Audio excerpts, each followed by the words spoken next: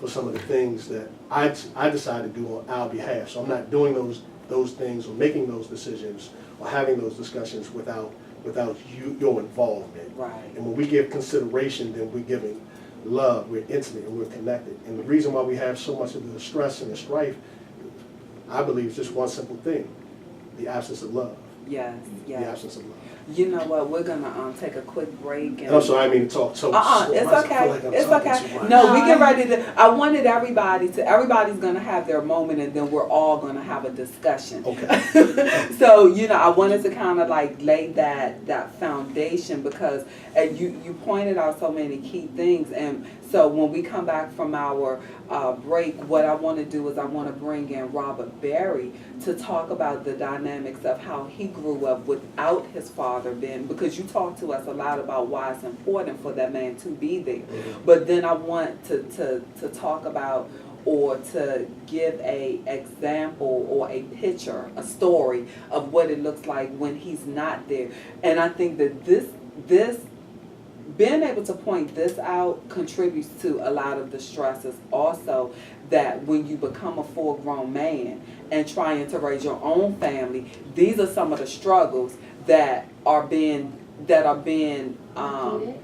not so much repeated, but that are being manifested because they were never dealt with in the first place. So it was good that you laid that foundation, and then we're going to go to the next part of it and phase, because listen, homes don't just fall apart for no reason. That's right. Men don't just leave That's for right. no reason. I don't care what the world tell us. Men don't just leave for no reason. Women don't just have a disrespectful man for no reason. That's right. So we've been camouflaging all of these reasons why things happen, and nobody ever digs down to the root of why things are happening, so that healing can begin to take place and our families can be restored back to its original structure. So we're going to pay some bills right now, and we will be right back. Amen.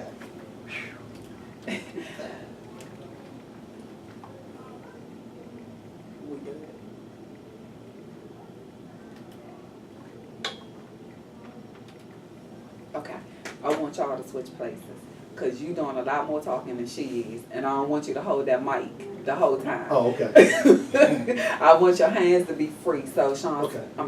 Charlie, switch places with him so that he doesn't have to hold that mic. Charlie don't want to switch places with me. She all right. Charlie Can we ain't doing just as much we talking. can swing the mic, right? Yeah. As long as this part is in front of you. This right here. Yep, you good. Okay. There we go. Is that better, Charlie? As long as what part is in front of you? This part right here, the white part. Okay. Mm-hmm. Yeah. So, Doc, how long you been doing this? Well, I started Blog Talk Radio in 2011. I did that for about a year and a half. And then when we moved to Atlanta, we did it for almost a year. And then we moved back here in March, and we started here in March. Good. Yeah.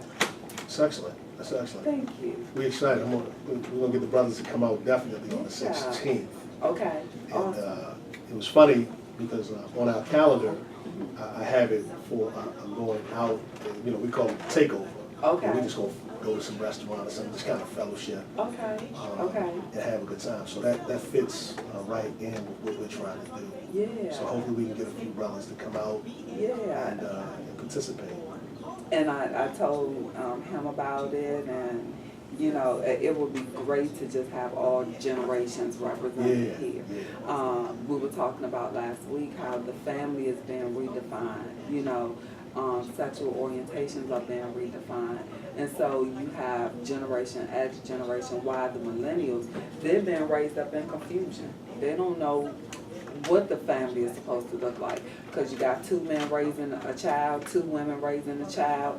They're telling you it's okay to marry same sexes and things like that. So people don't know the importance of each role and how it affects the family, and then we wonder why community is so screwed up, because our homes are screwed up. Everything starts in the home. Everything starts in the home. You have to tend to your home before you can be effective in the community. They say it takes a village to raise a child, but if the village it has some pathological sickness in it, ain't that right? Yeah. For my clinicians in the room, then you're going to get a result of some deep-rooted pathology. That's right. That's right. Yeah. Well, but I'm excited. Ready for the mics.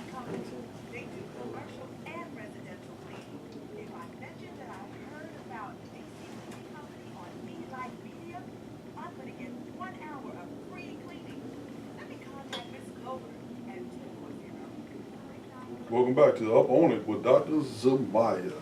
We are sitting here in the studio here at Everlasting Life Lounge, and I am just so excited and just so filled with joy that this is even on the heart of God, to be able to touch a topic that many would shy away from, and that is to bring healing to the male. To the male's position, his kingship, his royalty, his priesthood. You don't hear talk about that anymore. And so I think that it's very important that, after this, somebody picks up the torch and keep it running. Because I'm just a woman, so I'm just facilitating it. I can only tell y'all, why we act the way we act and our perspective from the way we see it. But, it's nothing like having that male to say, this is it. One of the things that you talked about when you talked about, and I'm talking to Reverend Washington right now, when you talked about his voice being lost, what I also thought about was his capacity to communicate is also lost within that. When he becomes passive aggressive or he just becomes passive, he no longer knows how to communicate. And that's a problem, because then what you do is you start providing leadership for the family. And depending on what type of woman it is, that's scary for her, because she looks for safety. She looks for security. So when that man lacks that leadership, like I tell men, learn how to communicate with the person that you're with, because